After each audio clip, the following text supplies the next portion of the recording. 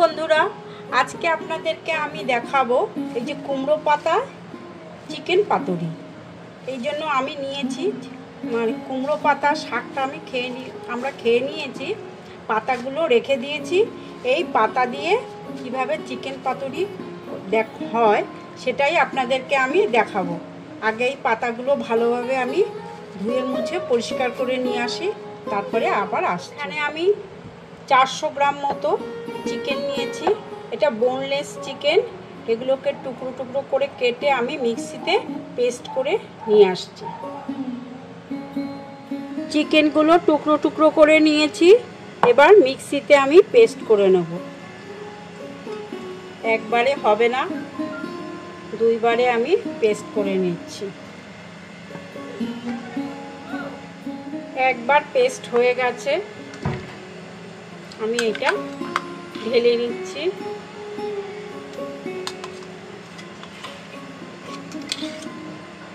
এইভাবে আমি পুরো মাংসটাকে আমি পেস্ট করে নেব।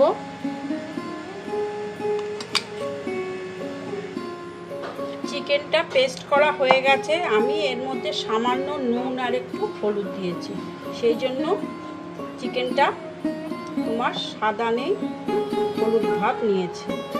আর আমি এখানে মশলা দিচ্ছি হাফ টুকরো পেঁয়াজ, একটুখানি আদা, 5-6 কোয়া রসুন আর কাঁচা লঙ্কা। এটাকে আমি পেস্ট করে নিয়ে আসছি। এই আদা, রসুন, পেঁয়াজ আর এই কাঁচা লঙ্কাটা আমি খুব পেস্ট করিনি, হালকা পেস্ট করেছি যাতে একটু দানা দানা থাকে। এটা আমি এর মধ্যে এবার দিয়ে দিচ্ছি।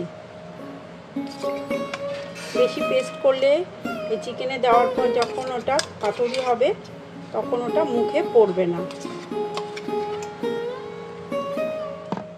এর মধ্যে আমি একটু রিফাইন তেল দিয়ে দিচ্ছি। আমি চিনি দিচ্ছি হালকা, অল্প একটু, মানে একটা চামচের 4 ভাগেরও 1 ভাগ। যেহেতু নুন দেওয়া আছে সেহেতু আমি এখানে জাস্ট একটু অল্প একটু নুন দিচ্ছি। এবার আমি সব কিছু দিয়েছি, এবার ভালোভাবে মিশিয়ে নিচ্ছি চিকেনটার সাথে।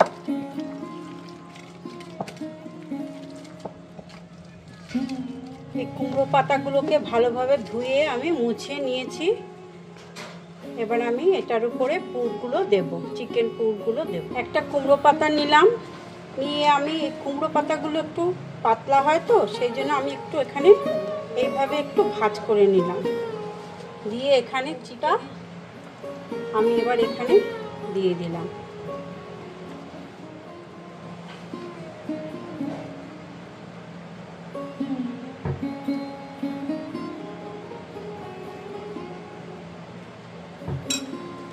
দিয়ে আমি এটাকে এইভাবে টেনে এইভাবে ভাঁজ করলাম, এটাকে এইভাবে ভাঁজ করলাম, এইভাবে ভাঁজ করে এটাকে এইভাবে ভাঁজ করলাম।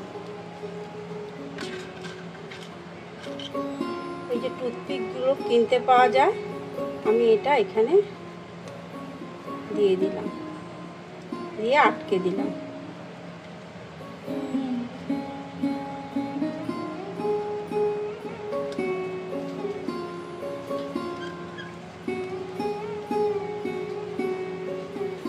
এখানে দুটো দিয়েছি যেহেতু খুলে না যায়। এইভাবে আমি সবগুলো করে নিচ্ছি। চিকেন পাতুরিগুলো আমার মোড়া হয়ে গেছে, এবার আমি তেলে ভেজে নেব। এখানে আমি রিফাইন তেল দিয়ে দিচ্ছি।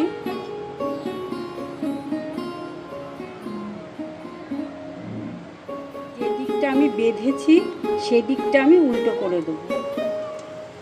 এভাবে আমি পরপর সবগুলোকে আমি সাজিয়ে দিচ্ছি।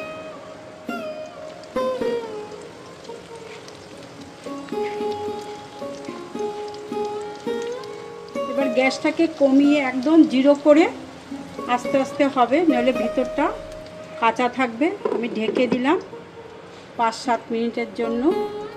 এটা হতে পাতুরিগুলোকে একটু উল্টে দেব।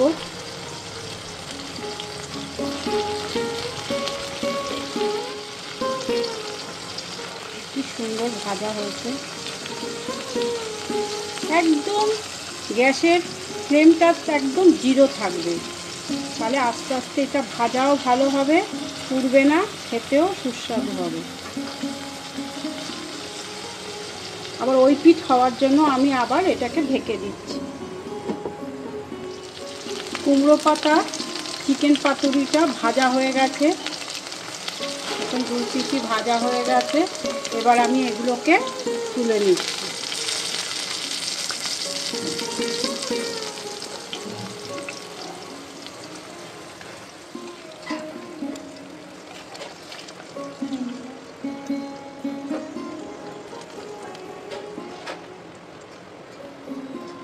কাসুন্দির সাথে আমি বানিয়েছি ঘরে যে কাসুন্দিটা, ওটা দিয়ে আমি পরিবেশন করব।